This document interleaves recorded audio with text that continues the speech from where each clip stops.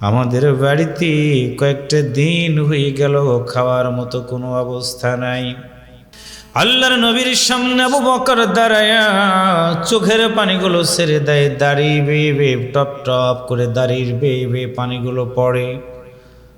বিশ্বনবী সাল্লাল্লাহু আলাইহি ওয়াসাল্লামের কাছে তাবুকের যুদ্ধের সময় হয়ে গেল। আল্লাহর নবী যুদ্ধ ময়দানে যাবে, সাহাবাদেরকে ডাক দিয়ে বললেন, সাহাবারা তোমরা কে কোথায় আছো? আল্লাহর পক্ষ থেকে তাবুকের ময়দানে যাওয়ার জন্য সিদ্ধান্ত হয়ে গেছে। সাহাবারা এসে নবীর কাছে বলে, ইয়া রাসূলুল্লাহ সাল্লাল্লাহু আলাইহি ওয়াসাল্লাম, হুজুর তাবুকের ময়দানে যাব, আপনি বলেছেন, আমরা শুনেছি, বিন্দুমাত্র দ্বিমত করব না। আল্লাহ রাসূল বললেন, সাহাবারা রে, তাবুকের ময়দানে আমরা যাব, অর্থ সম্পদের বড় প্রয়োজন হয়ে গেছে। তোমাদেরকে আমি নবী জানাই দিলাম, তোমাদের বাড়িতে যা আছে সব নিয়ে তাবুকের ময়দানে যুদ্ধে যাওয়ার জন্য প্রস্তুতি গ্রহণ করো। আমি নবী একটা চাদর বিছিয়ে দিয়ে দিলাম, চাদরের ভিতরে যার কাছে যা আছে সব কিছু আল্লাহ তাআলার জন্য ব্যয় করার সিদ্ধান্ত নিয়ে তোমরা হাজির হয়ে যাও। আল্লাহর নবীর কথা শোনার পর সাহাবা আজমাইনগণ যার যার মতো বাড়িতে চলে গেলেন। আল্লাহর বান্দারা বাড়িতে যাওয়ার পর বিবির কাছে ডাক দিয়ে বললেন, বিবি রে, বলো তো আল্লাহর নবী যুদ্ধের ময়দানে যেতে বলেছেন, যাব, সম্পদ ব্যয় করার কথা বলেছে, বলবো, বলো কি আছে বাড়িতে, তুমি কি দিতে পারবা কিনা? আল্লাহর নবীর সাহাবা ওমর রাদিয়াল্লাহু তাআলা আনহু সম্পদের যা ছিলেন বেশি সংখ্যক সম্পদ নিয়ে নবীর সামনে হাজির হয়ে গেল। আল্লাহর নবী রুমাল বেঁধে দিয়েছেন, রুমালের উপরে সাহাবারা তাদের স্বর্ণগুলো, রৌপ্যগুলো, টাকা পয়সাগুলো সুন্দর করে রেখে দিচ্ছে। আস্তে আস্তে স্তূপ আকারে উঁচু হয়ে যায়। ওসমান রাদিয়াল্লাহু তাআলা আনহু সুন্দর করে অর্থ সম্পদগুলো তিনি নিয়ে এসে রেখে দিয়ে দিলেন। আলী রাদিয়াল্লাহু তাআলা আনহু থেকে শুরু করে সব সাহাবারা সম্পদগুলো এনে নবীর সামনে দিয়ে দেয়। নবী আমার গ্রহণ করলেন, কিন্তু তাকায় আছে, ওমর আসলো, ওসমান আসলো, কিন্তু আমার আবু বকরকে আমি দেখতে পাচ্ছি না। এমনই সময় দূর থেকে তাকায় দেখে বিশ্বনবী কে যেন আসে, হাতে একটা ছোট ব্যাগ। এক পলক দৃষ্টিতে বিশ্বনবী তাকায় আছে। আবু বকর সিদ্দিক রাদিয়াল্লাহু তাআলা আনহু এক পা দুই পা করে নবীর সামনে দাঁড়ায়া চোখ বেয়ে বেয়ে পানিগুলো গড়িয়ে গড়িয়ে পড়তেছে। আল্লাহর নবীর সামনে আবু বকর দাঁড়ায়া চোখের পানিগুলো ছেড়ে দেয়, দাড়ি বেয়ে বেয়ে টপ টপ করে দাড়ির বেয়ে বেয়ে পানিগুলো পড়ে। আল্লাহ রাসূল বলেন, আবু বকর বলো তো, আমি নবী চাদর বিছিয়ে দিয়েছি, সব সাহাবারা দান করা শুরু করে দিয়েছে, বলো তুমি কি এনেছো, তুমি কি বলবা কি না? বিশ্ব নবীর দিকে তাকায়া আবু বকর সিদ্দিক ডাক দিয়ে বলেন, ইয়া রাসূলুল্লাহ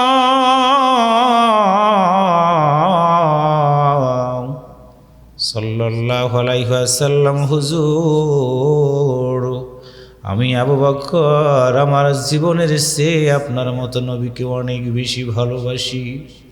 হুজুর ইসলাম গ্রহণ করার আগে সম্পদের মালিক আমি অনেক ছিলাম, ইসলাম গ্রহণ করার পরে দ্বীনের জন্য, আল্লাহর জন্য, নবীর জন্য সব সম্পদ আমি ব্যয় করে দিয়েছি গো নবী।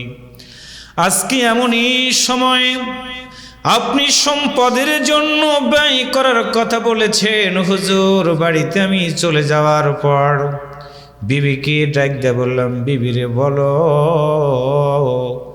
আল্লাহর নবী সহযোগিতা চেয়েছেন, বলো বাড়িতে কি আছে, তুমি বলবা কি না? আমার বিবি আমার দিকে তাকে বলে, আমার স্বামী, আমাদের বাড়িতে কয়েকটা দিন হয়ে গেল খাওয়ার মতো কোনো অবস্থা নাই, একদিন 2 দিন চলে গেল, খাবারের কোনো ব্যবস্থা আমাদের নাই, ঘরে কোনো অর্থ নাই, সম্পদ নাই, এমনকি গহনা পর্যন্ত নাই গো স্বামী আমার। কিন্তু আল্লাহর নবী বলেছেন সেইখানে সহযোগিতা করা লাগবে, আমি আপনাকে শূন্যতে কেমন করে পাঠায় দিয়ে দিব।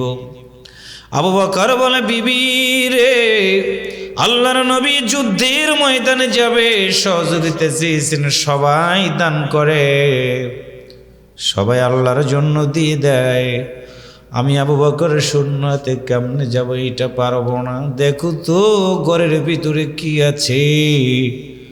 আবু বকর বিবির কাছে কথাগুলো বলে, গাল বেয়ে চোখের পানিগুলো গড়িয়ে গড়িয়ে পড়ে। আল্লাহর নবীর সামনে দাঁড়ায় আবু বকর সিদ্দিক বলে, ইয়া রাসূলুল্লাহ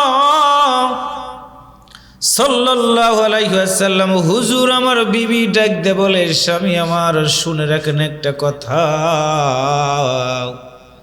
সম্পদ ঘরে নাই, অর্থ নাই, গহনা নাই, তবে আপনি তো বলেছেন যুদ্ধের ময়দানে যখন কোনো সাহাবার আঘাত প্রাপ্ত হয়ে যায়, কারো যদি অঙ্গ প্রত্যঙ্গ কেটে যায় গো স্বামী আমার, নবী বলে দিয়েছে খেজুরের পাতা পোড়ানো ছাই, খেজুরের পাতা পোড়ানো ছাইগুলো যদি কাঁটাযুক্ত জায়গাতে লাগায় দেওয়া যায়, তাৎক্ষণিক রক্ত পড়া বন্ধ হয়ে যায়, ওই ঘায়ে আর কোনোদিন ক্যান্সারের জাম ঢুকতে পারবে না গো স্বামী।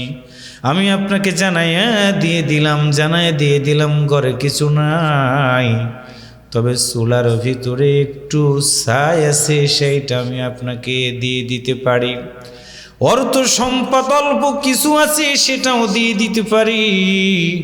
আবু বকর কথাগুলো বলতেছেন, ঠোঁটটা কাঁপতেছে, চোখ বেয়ে পানিগুলো গড়ায় গড়ায় পড়তেছে।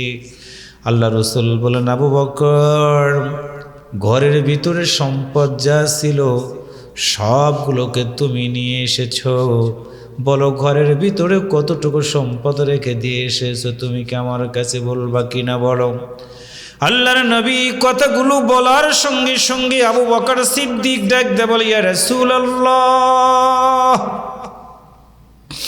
ইয়া রাসূলুল্লাহ সাল্লাল্লাহু আলাইহি ওয়াসাল্লাম, হুজুর ঘরের ভিতরে যা ছিল সব আমি এনেছি, ঘরের ভিতরে কিচ্ছু রাখি নাই, শুধু আল্লাহ এবং তার নবীকে আমারও ঘরের ভিতরে রেখে এসেছি।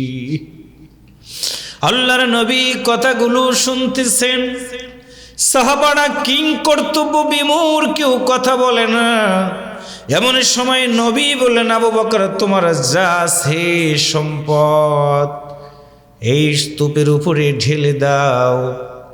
আবু বকর সিদ্দিক ছোট্ট একটা টোপলা যখন সম্পদের উপরে ঢেলে দিচ্ছিলেন, জিবরাইল আমিন এসে নবীর কানে কানে বলল, হুজুর, আপনার সকল সাহাবারা যারা দান করেছে, আল্লাহর জন্য ব্যয় করেছে, সেইগুলো কবুল হয়ে গেছে, আল্লাহ তাআলার পক্ষ থেকে তাদের জন্য সুসংবাদ দেওয়া হয়েছে। কিন্তু হুজুর, আমি আপনারে আলাদা জানায় দিয়ে দিলাম, সকল সাহাবাদের অর্থ সম্পদের যেই দানের, যেই যুদ্ধের ময়দানে আল্লাহর জন্য ব্যয় করার সময় যেই সম্পদগুলো দেওয়ার কারণে যেই সওয়াব হয়েছে, সকল সাহাবাদের সওয়াবের পাল্লা যদি এক পাল্লায় দেয়া হয়, আর আপনার আদরের সাহাবা আবু বকরের সম্পদের পাল্লা যদি এক পাল্লায় দেওয়া হয়, ওই আবু বকরের ছোট্ট টোপলার সওয়াব আল্লাহর দরবারে অনেক গুণ বেশি বৃদ্ধি হয়ে গেছে।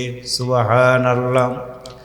সম্মানিত দ্বীনি ভাইরা, এই জন্য আমার আল্লাহ তাআলা ডাক দিয়ে বলেন, আল্লাযীনা ইউনফিকুনা ফিস সাররাই ওয়াদ দাররাই ওয়াল কাযিমিনা ওয়াল গায়যা